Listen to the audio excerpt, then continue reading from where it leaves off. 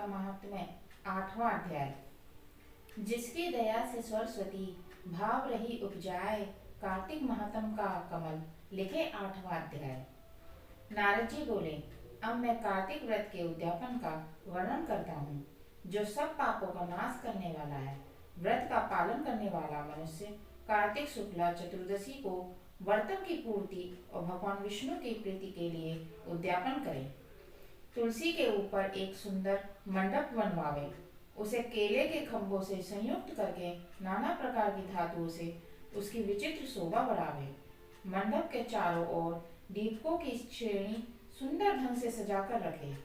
उस मंडप में सुंदर वंदन वालों से सुशोभित 4 दरवाजे बनावे और उन्हें फूलों से तथा चमड़ से सुसज्जित करके द्वारों पर पृथक पृथक मिट्टी के द्वारपाल बनाकर उनकी पूजा करे। उनके नाम इस प्रकार हैं: जय, विजय, चंड, प्रचंड, नंद, सुनंद, कुमुद और कुमदाच।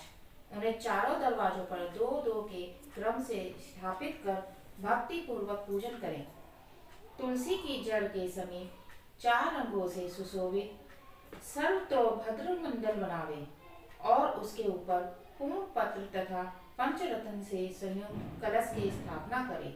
कलश के ऊपर शंख, चक्र, गदाधारी भगवान विष्णु का पूजन करें। भक्ति पूर्वक उस तिथि में उपवास करें तथा रात्रि में गीत, वाद, कीर्तन आदि मंगलमय आयोजनों के साथ जागरण करें। जो भगवान विष्णु के लिए जागरण करते समय भक्ति पूर्वक भगवत संबंधी पदों का गान करते हैं, वे सैकड़ों जन्मों के पाप राशि से मुक्त हो जाते हैं। जो मनुष्य भगवान की निमित्त जागरण करके रात्रि भर भगवान का कीर्तन करते हैं, उनको असंख्य गोदान का फल मिलता है। जो मनुष्य भगवान की मूर्ति के सामने नृत्य गान करते हैं, उनके अनेक जन्मों के एकत्रित पाप नष्ट हो जाते हैं। जो भगवान के सम्मुख बैठकर कीर्तन करते हैं और बंसी आदि बजाकर भगवत भक्तों की प्रशंसा करते हैं तथा भक्ति से रात्रि का जागरण करते हैं, उन्हें करोड़ों तीर्थ करने का फल मिलता है। उसके बाद पूर्णमासी में एक सप्तमिक ब्राह्मण को निमंत्रित करें। प्रातः काल स्नान और देव पूजन करके वेदी पर अग्नि की स्थापना करें और भगवान की प्रीति के लिए तिल और खीर की आहुति दें। होम की शेष विधि पूरी करके भक्ति पूर्वक ब्राह्मणों का पूजन करें और उन्हें यथाशक्ति दक्षिणा दें। फिर उनसे इस प्रकार क्षमा प्रार्थना करें: आप सब लोगों की अनुकंपा से मुझ पर भगवान सदैव प्रसन्न रहें। इस व्रत को करने से मेरे 7 जन्मों के किए हुए पाप नष्ट हो जाएं और मेरी संतान चिरंजीवी हो। इस पूजा के द्वारा मेरी सभी मनोकामनाएं पूर्ण हो। मेरे मृत्यु के पश्चात मुझे अतिशय दुर्लभ विष्णुलोक की प्राप्ति हो।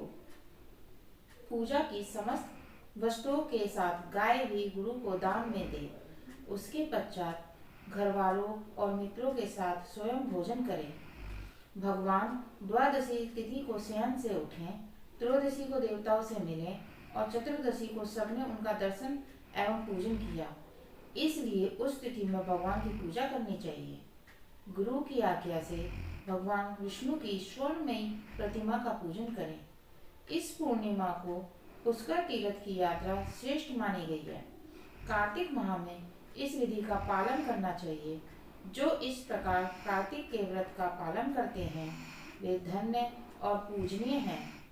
उन्हें उत्तम फल की प्राप्ति होती है। जो भगवान विष्णु की भक्ति में तत्पर हो कार्तिक में व्रत का पालन करते हैं, उनके शरीर में स्थित सभी पाप तत्काल नष्ट हो जाते हैं। जो श्रद्धापूर्वक कार्तिक के उद्यापन का महात्म्य सुनता है या सुनाता है, वह भगवान विष्णु का सायुज्य प्राप्त करता है।